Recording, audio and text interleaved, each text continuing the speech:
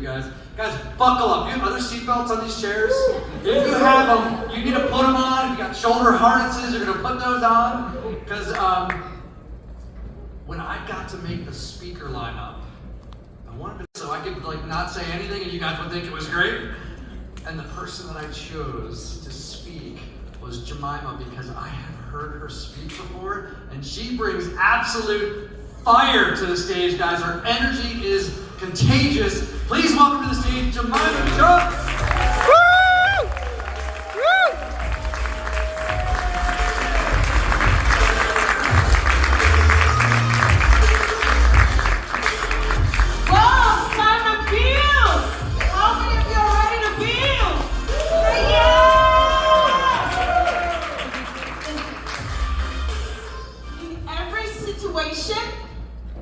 Every trouble, there are people that excel. There are people that take that opportunity and actually cash out.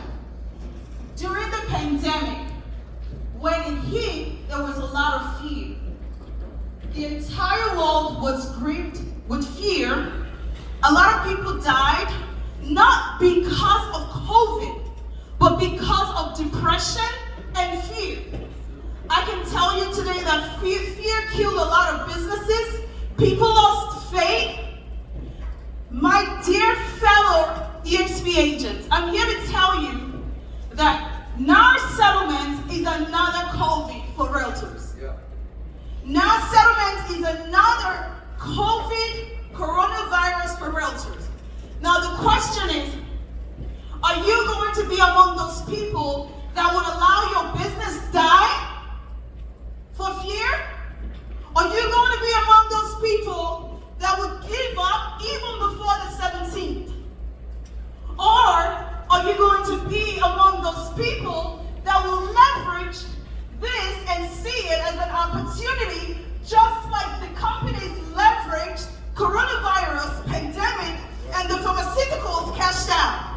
And some people burdened online services like the ISAs, optimization, you heard all of them. Now that's a different world that yielded into millions. Coronavirus took out a lot of people, but brought in a lot of money into different countries and created a different market where companies actually cashed out, actually downsized and lowered the cost of production by making people work from home. That's what statistics gives us. So as an agent today, we have stood up here and we have heard a lot of our OGs tell us how you can retire. But I, Jemima Chucks, I'm here to also come here to tell you, just like as a new agent that I am, I've been only in business for like 4 years, and in that 4 years, I've sold over 300 homes.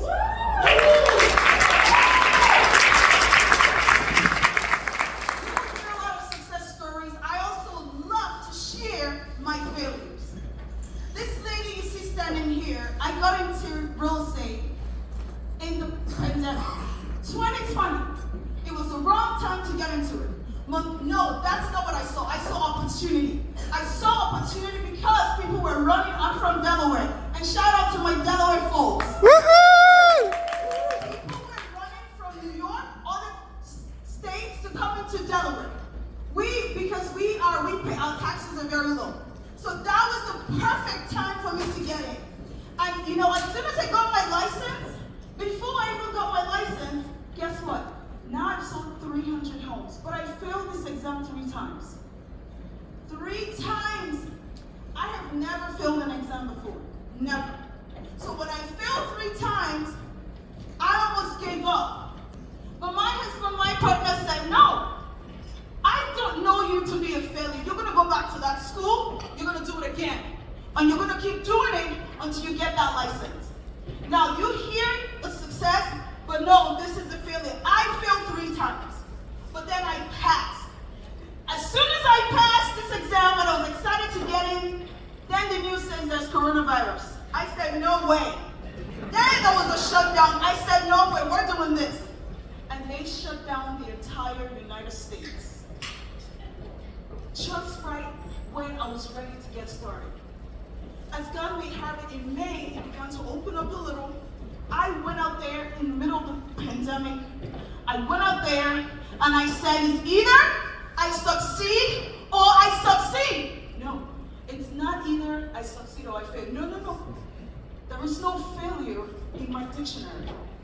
Failure is an energy. It's actually an energy that tells me that I'm very close to breaking forth. And in my first 1 month, I was able to get 2 people under contract. And I said yes. In the first 6 months when I started in May 2020, I sold 27 homes. And in 2021, January, I made a covenant with God. I said, listen, God, you're going to show off your glory because you're going to make something out of my life. And I want 50 homes. And at the end of 2021, I sold 50 homes. And in 2022, the pandemic was still going on, and I was cashing out. Now we're coming back to NAR settlement. And in 2022, I looked at myself and I said, no, I can do 100 homes. But I'm in this small brokerage, the mom and pop local brokerage. This is not where I need to be. I need a bigger, ocean to swim. And I joined EXP end of February 2022. And when I came into EXP, nobody knew me. I don't even know anybody. But guess what? By the end of that year, I sold over 100 homes, and I actually had a sales volume of over $30 million as a solo agent. So I'm telling you today, it does not matter how long you've been in real estate for the new agent. It does not matter. Now, let me fast forward. What did I do to get here? And every year I set out goals. I leveraged EXP. I doubled my sales because EXP provided me all the platform. It was amazing. Coming from a mom and pop brokerage where we did everything on paper, and then I'm coming to see electronic system. I'm seeing the KB core. I'm seeing the referral system. It was amazing. Let me tell you, I attend almost every event that EXP creates. You know why? Because in there, I learn a lot. I network with people because being from your state, it is very easy for you to be small-minded.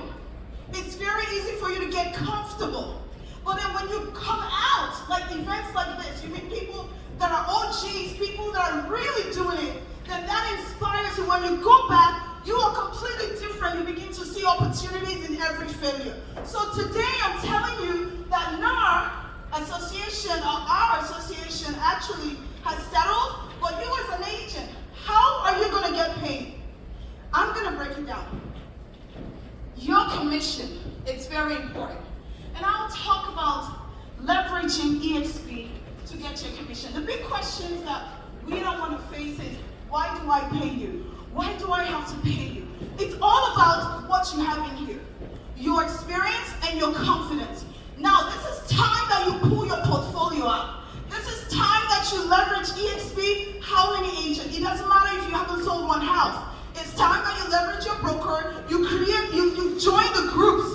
Actually find the people. For instance, when I first started as a realtor, what I tell people, my broker, she has sold over 200 homes. And I say we. I don't say I. I say we. Now with EXP, do you know what I tell some of my sellers and my buyers now? Oh, EXP is a global company. We are a Fortune 500 network. Oh, we are all over the world. We have over 80,000 agents, and they shut down. Once you say that, it has to look like, whoa, really? So you have to leverage all this. Do you understand what I'm saying? You have to leverage all this now. When you put it together as a buyer's agent, you need to have a packet. I heard someone up here saying, okay, they're going to Google. Yes, they will Google you. Of course, you're going to prepare your Google. But then you're worried about, how much do you charge? No, I will meet you at the place. And by the time I'm done with my presentation, you will be very happy to pay me 3% commission. Because at the end of the day, it's how you package yourself, it's how you arrange it, it's your knowledge that you have. How much knowledge do you have about your market? As a realtor, you're not just selling. You're not just a sales agent. You are an investor. So if someone wants to buy a house, why it's not just about them living in that house. You need to understand how does the value of that house increase in the next 2 years. That's what they want to hear. They want to hear, okay, I bought this house $500,000. I want to buy $500,000.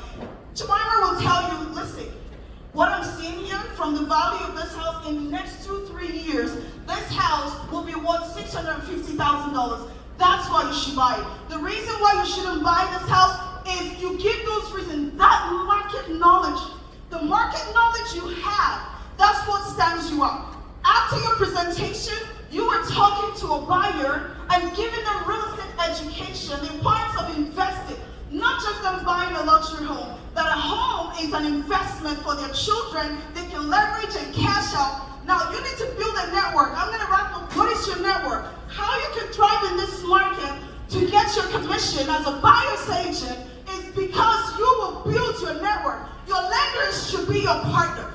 When you talk to a buyer about your commission, your lender should support you, okay? Your attorney's office should support you. These are your team. So when your buyer goes back to the attorney's office and say, yes, 3%, your lender should pitch on that 3%. Now, if the buyer does not have the commission to pay you, how can they get the money?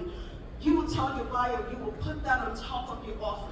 And when you're talking to agents, that's why a good name is better than silver or gold. You must build relationship with other agents that will align with you. So when you put an offer out, they will agree to put your commission on top above the asking price and allow you to put it in there so you get paid. So there are so many ways. Back to the question. It's time to build. It's time to expand.